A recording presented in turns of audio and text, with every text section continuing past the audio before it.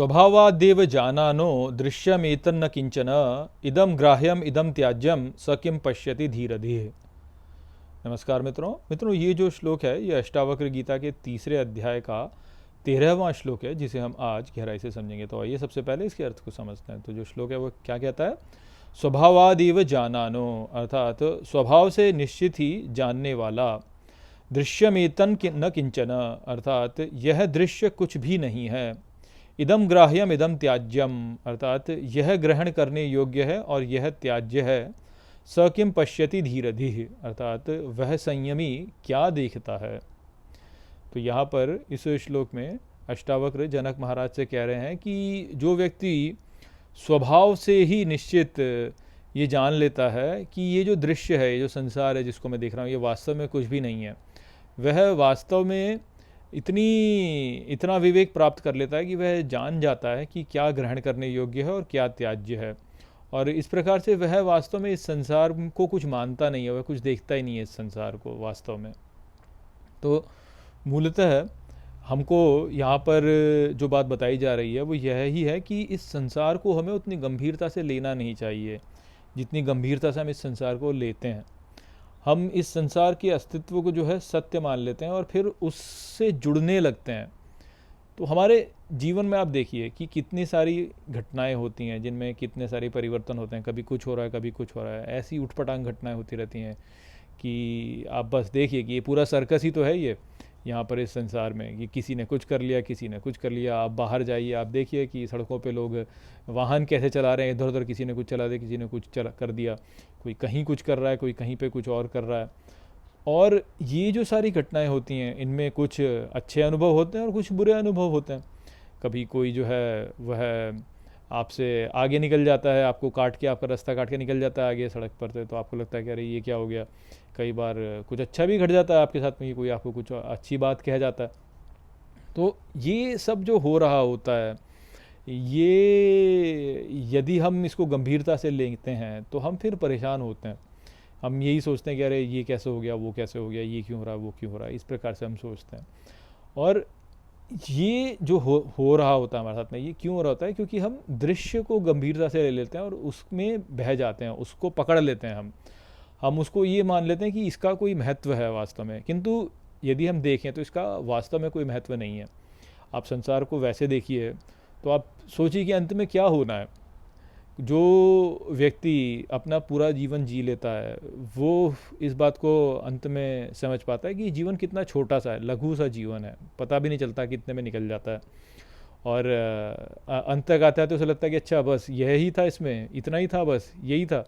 और होता क्या है? अंत में मृत्यु ही तो होती है व्यक्ति की, और हर इकाई की मृत्यु होती है वास्तव में। आप किसी भी इकाई को ऐसे नहीं मान सकते कि इसका कोई वास्तविक अस्तित्व है। राष्ट्र के राष्ट्र समाप्त हो जाते हैं, सभ्यताओं की सभ्यताएं समाप्त हो जाती हैं।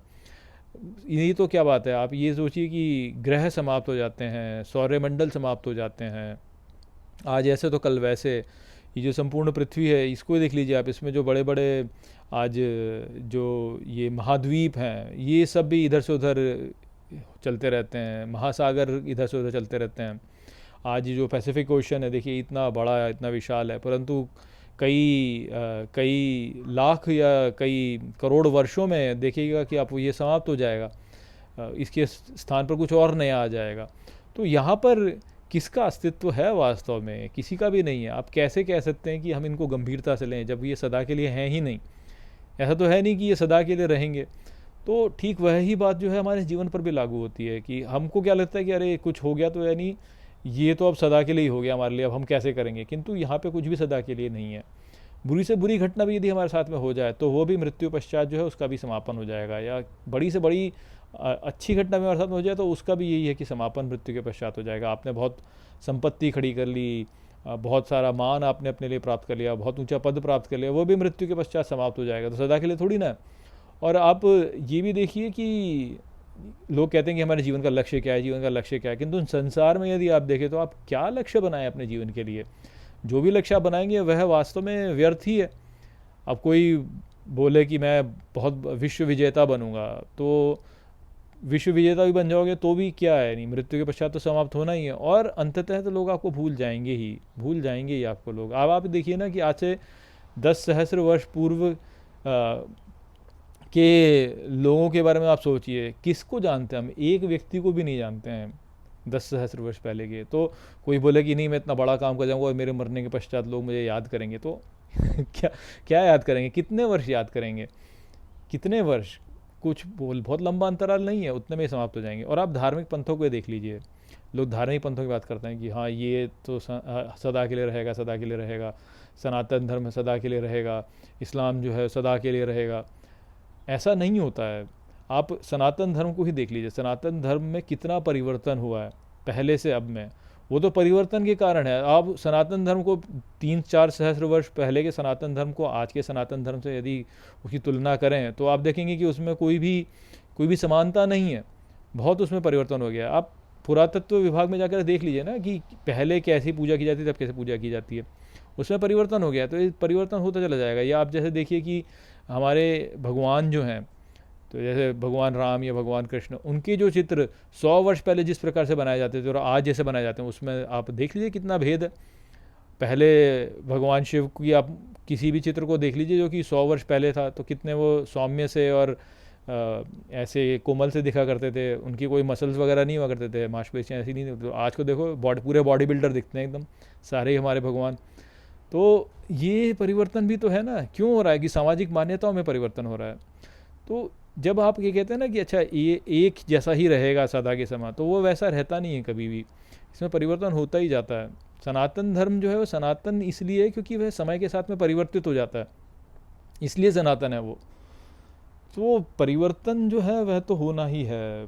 तो कोई गंभीरता से इसको हम इसलिए ले नहीं सकते हैं कि बोलें कि भाई ये तो ऐसा का रहेगा और ऐसा ही रहेगा। तो इसलिए जो है जिसमें ये विवेक विकसित हो जाता है कि वह समझ जाता है कि ये संसार जो है तो केवल एक दृश्य है, ये वास्तव में इसका ऐसे कोई अस्तित्व नहीं, क्योंकि ये परिवर्तनशील है, परिवर्तित हो जाएगा ये। तो फिर वह जान पाता है कि क्या ग्रहण करने योग्य है और क्या वास्तव में त्याज्य है। फिर वह इन धन संपत्ति और पद प्रतिष्ठा इनके पीछे नहीं जाता है। फिर वह जाता है जो वास्तव में मायने रखता है। वो क्या है? वह है धैर्य, दिव्य प्रेम, ईश्वर के प्रति अपना लगाव। इन वस्तुओं के पीछे फिर वह जाता है ताकि वह उस परम स्थिति को प्राप्त कर सके जो कि प्राप्त करने योग्य है, न कि ये संसार जो कि ऐसे ही है परिवर्तनशील, इधर से उधर, उधर से इधर, कभी ऐसा तो कभी वैसा, कभी ऐसा कभी वैसा।